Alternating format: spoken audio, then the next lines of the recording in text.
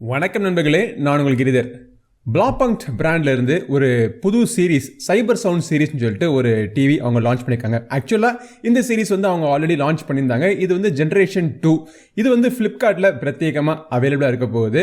இன்னைக்கு இந்த பதிவுல இந்த Blaupunkt CyberSound ஜெனரேஷன் 2 டிவியினுடைய விமர்சனம் நம்ம பார்க்க போறோம். இந்த Blaupunkt டிவிஸ் எல்லாமே இந்தியாவில் இருக்கக்கூடிய SPPL அப்படிங்கிற ஒரு நிறுவனம் Blaupunkt லைசன்ஸ் வாங்கிட்டு அந்த லைசன்ஸ் மூலமா அவங்க தயாரிச்சு இந்தியாவில் வித்துக்கிட்டு இருக்காங்க. ஃபர்ஸ்ட் ஜெனரேஷன் CyberSound Blaupunkt டிவிக்கும் இப்போ இருக்கக்கூடிய மிகப்பெரிய வித்தியாசம் என்னன்னு பாத்தீங்க அப்படின்னா, இந்த டிவியில கூகுள் டிவி OS கொடுத்திருக்காங்க. இதுதான் அந்த டிவியினுடைய பாக்ஸ் பேக்கேஜிங். பாக்ஸினுடைய சைட்ல Blaupunkt லைசன்ஸ் அப்படிங்கிற விவரங்கள் கிளீனா தெளிவா ஹானஸ்டா போட்டாங்க. ஸோ இப்போ வந்து நம்ம இந்த பாக்ஸை நம்ம அன்பாக்ஸ் பண்ணி இந்த பாக்ஸுக்குள்ள என்னெல்லாம் வருது அப்படிங்கிறத நம்ம பார்க்க போறோம். இந்த பாக்ஸ் பேக்கேஜிங்குள்ள இந்த டிவி தவிர இந்த டிவியை நீங்க டெஸ்க் மவுண்டிங் பண்றதுக்காக 2 ஸ்டாண்ட்ஸ் கொடுத்துருக்காங்க. ஸ்டாண்ட்ஸ் பார்த்தீங்க அப்படின்னா மெட்டல்ல பண்ணிருக்காங்க. ரொம்ப சாலிடா ஸ்டர்டியான டிசைன்ல இருக்கு. ஸ்மார்ட் ரிமோட் கண்ட்ரோல், அதை பவர் பண்றதுக்கான பேட்டரி இருக்கு. AV adapter cable, user manual, warranty information, அப்புறம் இந்த டிவியை நீங்க வால் மவுண்டிங் பண்றதுக்கான பிராக்கெட்டும் பாக்ஸுக்குள்ளே கொடுத்துறாங்க. இந்த டிவி 3 சைஸ்ல லான்ச் பண்ணிருக்காங்க. 50 இன்ச், 55 இன்ச், 65 இன்ச். சோ இந்த டிவில பாத்தீங்கன்னா ரன் ஆயிட்டு இருக்கிற OS ஒரு licensed Google TV OS.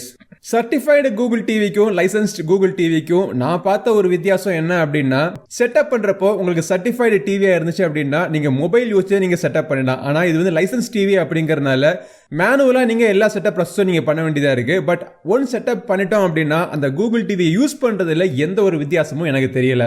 Of course இந்த டிவியை நீங்க ஸ்மார்ட் டிவியா யூஸ் பண்ணணும் அப்படின்னா நீங்க ஸ்மார்ட் டிவி ஃபீச்சர்ஸ் நீங்க யூஸ் பண்ணிக்கலாம். கூட வந்து உங்களுடைய கேபிள் டிவி, டிஷ் ஆண்டனா எல்லாமே கனெக்ட் பண்ணி நீங்க யூஸ் பண்ணிக்கலாம். செட்டப் பண்ணியாச்சு. இப்போ இந்த டிவி எப்படி இருக்கு அப்படிங்கிறத பார்ப்போம்.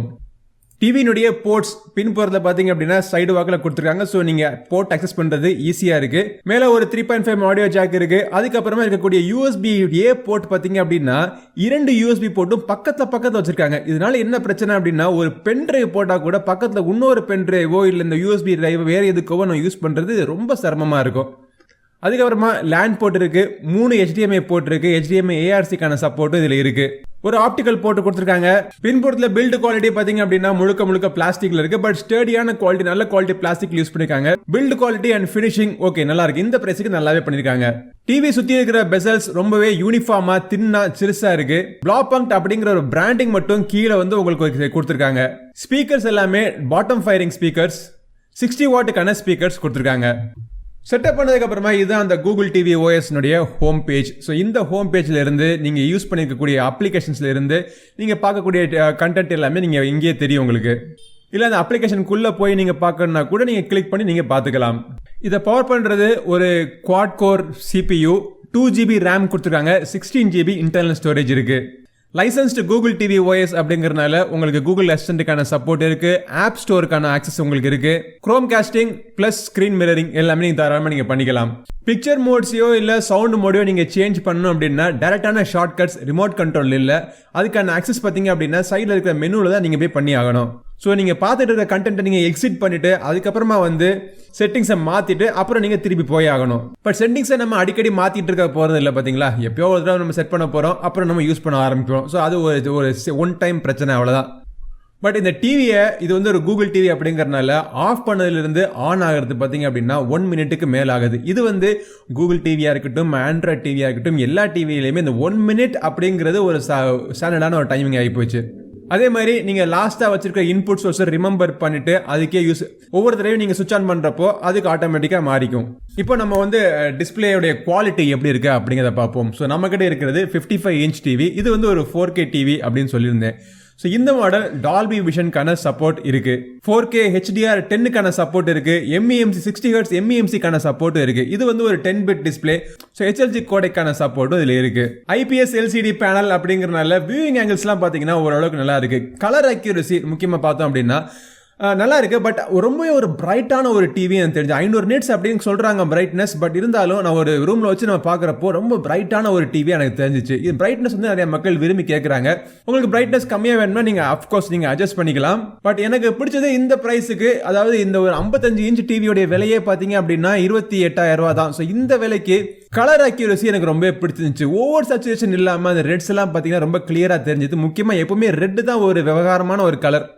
மற்றபடி இது ஒரு எல்இடி டிவி ஓலட் டிவிலாம் கிடையாது. ஸோ அதுக்கு ஏற்றாப்புல கான்ட்ராஸ்ட் ரேஷியோ பார்த்தீங்க அப்படின்னா ஓரளவுக்கு நல்லாவே பண்ணியிருக்காங்க.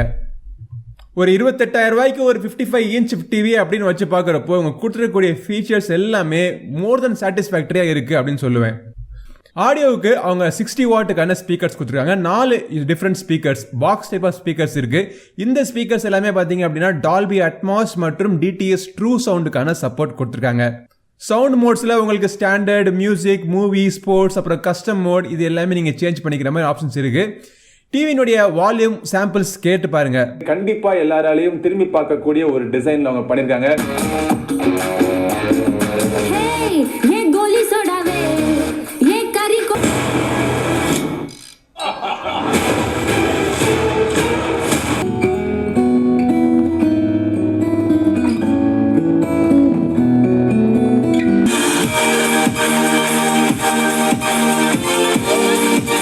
இப்போ இந்த டிவியினுடைய ஆடியோ குவாலிட்டி எப்படி இருக்குன்னு கேட்டிங்க அப்படின்னா 60 வாட்டுக்கான ஸ்பீக்கர் அப்படிங்கிறப்போ ரொம்ப ஒரு லவுடான ஸ்பீக்கர் கொடுத்துருக்காங்க.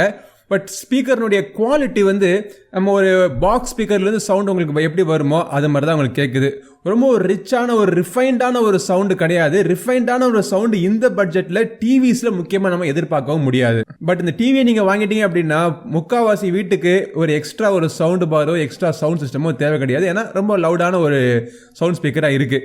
மக்கள் நம்ம இப்போ இன்னைக்கு வாங்குற எல்லாருமே பார்த்தீங்கன்னா லவுடான ஸ்பீக்கர், பிரைட்டான டிஸ்பிளே, இது இரண்டுக்கு தான் அதிக முக்கியத்துவம் கொடுக்குறாங்க. அது இந்த டிவியில் சாட்டிஸ்ஃபை பண்ணிடுது. அது தவிர இந்த டால்பி அட்மாஸ், இந்த டிடிஎஸ் ட்ரூ சவுண்டு இதெல்லாம் என்னைய பொறுத்த வரைக்கும் ஜஸ்ட் ஒரு ஈக்குவலைசர் செட்டிங்ஸ் தான். நல்லா இருக்கு.